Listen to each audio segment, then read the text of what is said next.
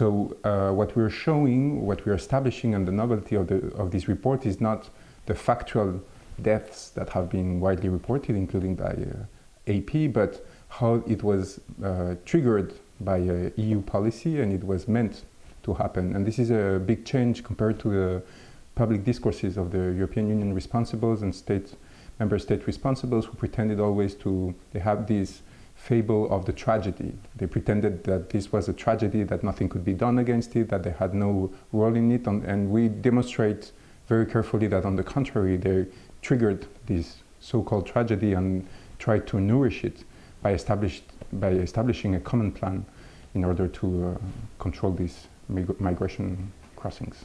Très bonne volonté qui sont impliqués sur ces sujets, qui font des choses extraordinaires, plein d'ONG, de je sais pas quoi. Oui, mais en fait, the EU is a very complex structure of power, which has allowed for this double discourse also, because they hid the nature of their policy, and it's very complicated to establish the actual responsibilities.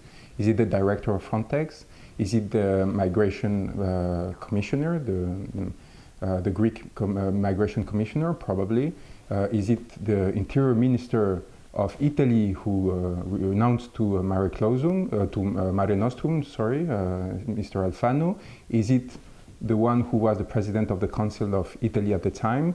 It is, in these structures of power, it is very difficult for exterior actors to determine who behind the scenes decided. So what we do is that we establish that a policy existed, that a double discourse existed, and we leave it to the prosecutor, if he dares, if she dares, to go into these structures of power and to investigate at the heart of Brussels, of Paris, of Berlin, and of Rome, and to see, by searching in the archives of the meetings, of the negotiations, who was really behind the scenes trying to push for these policies that triggered the death of more than 14,000 people in the most conservative estimations.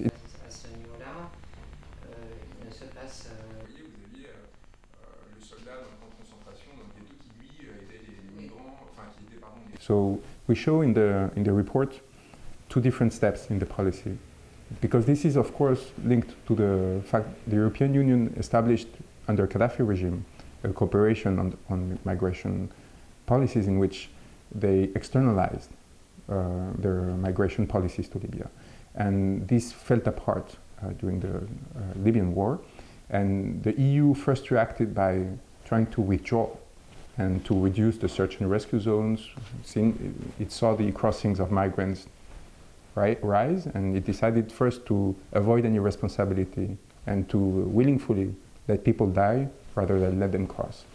But this didn't work, mainly because NGOs started acting in order to avoid this mass death, and the EU revealed itself, notably during this period, by starting criminalizing NGOs, which shown that their intent was actually to avoid these deaths. Et à suspicion par rapport au discours de pouvoir légèrement supérieur à des personnes qui n'ont pas été.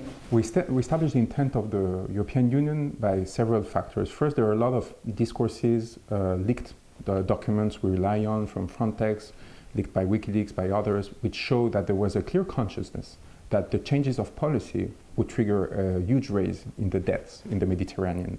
This is one of the first key evidence we use. Ce qui est extrêmement frustrant, c'est qu'il n'y a pas la capacité d'un discours qui permette de... We hope the ICC will understand that for its own credibility and even maybe survivance, it needs to follow this path also, because I think the public opinion is expecting the ICC to show signs of independence and of capacity not only to prosecute the weaker actors of the international arena, but also those who are closer to her, to its judges, to its institutional functioning, and maybe also to its moral values. Mais quand même, quand on cite d'autant plus rigoureux, ça nous a vraiment stimulé pour être d'autant plus exigeant et rigoureux que le plus... We are not naive. We know the relations of power that exist and the dependence of the court towards the European Union. When I worked at the ICC, I remember that those who were meant to examine these kind of policies were a group of 6 interns that were financed by the European Union. I don't know if it's the case still, but so we are very well aware of the difficulties this process will trigger. But we also know that it is essential to put in the public space this idea that crimes have been committed, that this was no tragedy, and that there are people who thought that they would live through impunity until the end of their lives, hiding themselves behind double discourses, and that it is not because these people, the victims of these crimes, were weak, sometimes had no identity in the formal sense, we had no capacity to identify them, and they were desperate in the middle of nowhere, that they don't deserve justice. And Il y a une sensibilité quand même. C'est ça que je voulais. C'est là où on est. Au moment de faire un groupe d'experts de